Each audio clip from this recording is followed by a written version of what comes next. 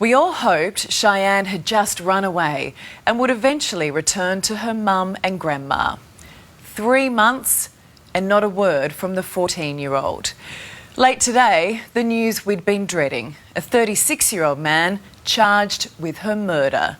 Shyanne was just a girl and she's never coming home. Down a dirt road in a tiny Tasmanian town, ground zero in a hunt for a killer. A farm property crawling with forensic police, dirt dug up, the ground scanned and a nearby pond combed for clues. From the air, a look at the expanse police are searching, leaving no stone unturned. The latest dramatic chapter in one of the biggest searches in Tasmanian history. In my 28-year career, I've not seen a search of this magnitude. The commitment has been significant and absolutely justified. 14-year-old Shyanne Lee Tatnell missing since April. And today is a really significant step forward in that journey towards finding answers. My heartfelt condolences go out to Shyanne's family today. For almost 3 months, her family wondering, praying for a miracle. She's my baby and I desperately want her back. Cheyenne's mum Bobby speaking to a Current Affairs Martin King last month. What is this doing to you as a mother? Breaking my heart. I can't save her. Do you think she's alive? I'm always going to hold on to hope, but she is. In your heart, she's alive. I don't think she's with us anymore. Bobby returning to the Henry Street Bridge where Shyanne was last seen on security cameras. Do you think she could have got in the water, or do you think something else? I think something else. I think she would have got a lift with someone. Someone you don't know? Definitely someone I don't know. The 14-year-old's grandmother Michelle also spoke with ACA. I personally think that she has accepted a lift from someone or she's been forced into a vehicle. At the start, police weren't sure. Was she a troubled teenager who ran away or the victim of evil? Then something led them here. A 50-kilometre search zone in dense bushland near Ebola, an hour from where Shyanne was last seen. Dozens of police recruits brought in from the academy, joined by volunteers and crews in the air. Earlier, police had gone public with their hunt for these cars, seen around the time Shyanne disappeared. The drivers came forward while police in the background were zeroing in on a lead.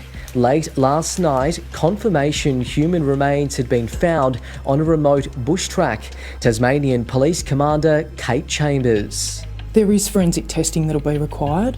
Having said that, we do believe that it is in fact her. In just 2 weeks, Shyanne should have been at home celebrating her 15th birthday. Instead, her family will be in mourning.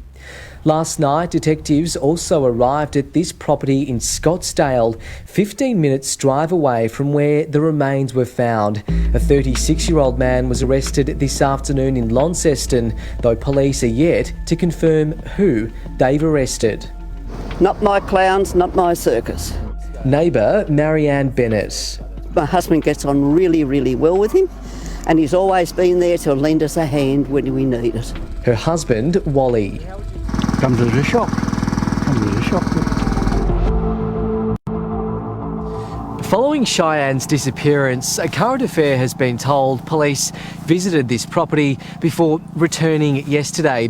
Police are looking for anything that might link the man who lives here to the missing teen. I said, you don't know what's around the corner, do you? I guess it's pretty shocking to see the police all over here. Certainly was.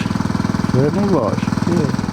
In the days before the teenager's disappearance, there were reports Shyanne feared she was being followed. Every single piece of information has been followed up on.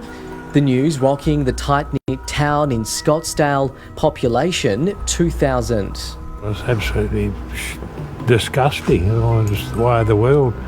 That a kid can't walk up the street in rain even at night, yeah. You just don't expect it to be so close to you.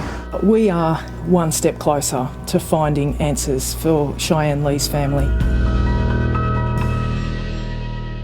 Kuchiara joins me now from Launceston. Sam, someone's been charged with her murder, but there's still so much we don't know. Have you heard anything further about these reports she was being followed in the week leading up to her disappearance?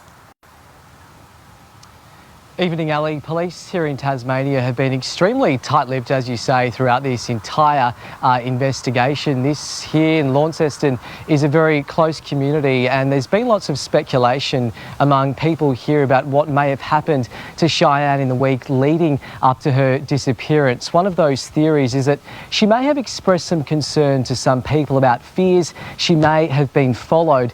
That's something police really refuse to be drawn into to talk about today, and it also remains to be seen whether that's something that's going to form part of the police case against this 36-year-old man who's now been charged with Shyanne's murder. And Sam, look, I mean, I can't stop thinking about Cheyenne's poor mother and grandmother. Your heart just absolutely breaks for them, Ali. We've spoken with Cheyenne's grandma today. She says they're all distressed, really shattered by this news. Of course, this was the worst case scenario for them, something they had been dreading, but until the very last moment they were clinging to hope that Shyanne would simply walk back through that door. And while they say today is a very dark day, it also gives them some comfort and some closure that maybe now they'll be able to finally put the 14-year-old to rest. It will be a long journey ahead for them, Ali. And that journey for answers begins tomorrow right here in Launceston when Cheyenne's accused killer faces court for the first time. Look, it's been a very long and a very sad day, Sam. Thank you.